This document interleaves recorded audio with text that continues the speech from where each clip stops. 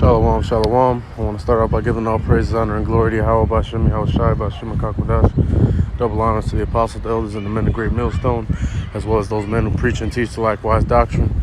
No compromises, not mixing it to fix it. It's your brother Batakallah Yahweh from the GMS camp here in Chicago, back at you with another video through the spirit and power of Yahweh Bashem, Yahweh Shai. And today, I just wanted to talk about understanding where you are.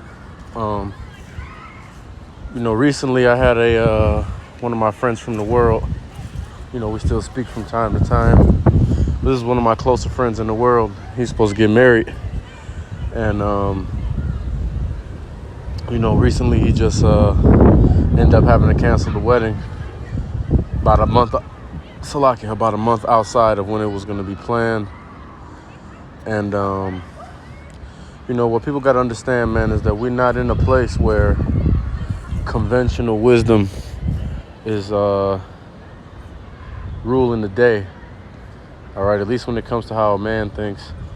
And this gentleman, he thought he was gonna do everything right. He wanted to do everything right by the woman, and he ended up finding out the hard way that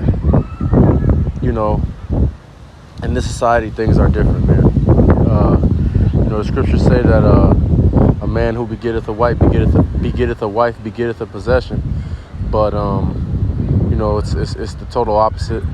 As the scriptures say, things have been turned upside down, or things being turned upside down have been esteemed as the potter's clay, roughly paraphrasing. So when you go and you decide to have a contract with the state and a woman, as far as a monogamous relationship or marriage as they will call it today, you're signing yourself over to be property of that woman. All right, and as property of that woman, you can be held accountable by the state for a number of things, including child support, alimony, etc.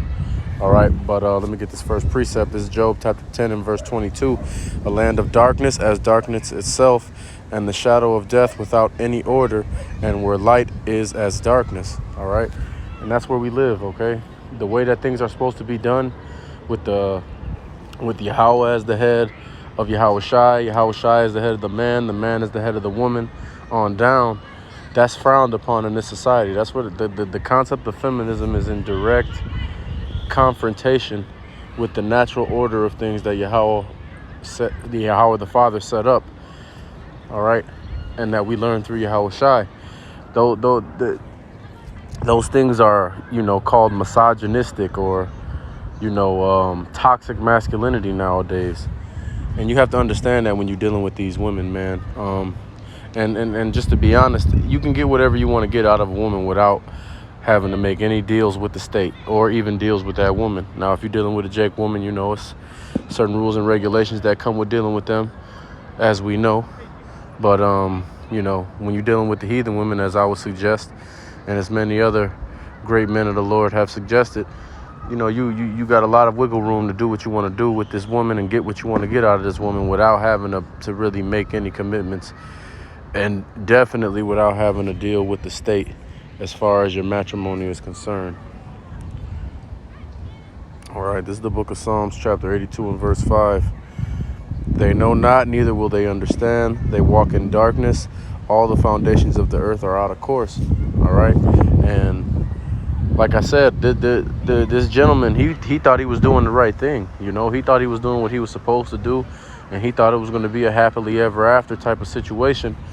But upon speaking with him and getting the full details, he actually had been dealing with various hardships in his relationship for months now, over a year, actually, according to him. And this is it all coincided with when he decided that he was going to make a commitment to this young lady and proposed to her to get married. And as soon as that was done, the young lady abandoned all responsibility, stopped caring about catering to the man and to her prospective husband, and just had a laissez-faire attitude about it. And God knows what else this woman was doing. I got a pretty good idea of what I think she was doing, but that's not a conversation for here. But like I said, you putting yourself in a position where you want to allow yourself to be property of the woman, which opens her up to doing a lot of things and behaving in a lot of unsavory ways and unladylike ways towards you, especially when you make that commitment and let the woman know that she doesn't have to work anymore. All right, that's what marrying a woman that's when you decide to commit to a woman in this society. That's what it tells her, because she knows that if you're willing to go and sign a contract with her in the state, that the state is going to give ownership of you over to her, and she'll be able to do whatever she wants to do with you, and the state will help her do that. All right, the book of Isaiah, Salakia, chapter 5 and verse 20. We're going to close it out with this one. The book of Isaiah, chapter 5 and verse 20. Woe unto them that call evil good and good evil, that put darkness for light and light for darkness, that put bitter for sweet and sweet for bitter.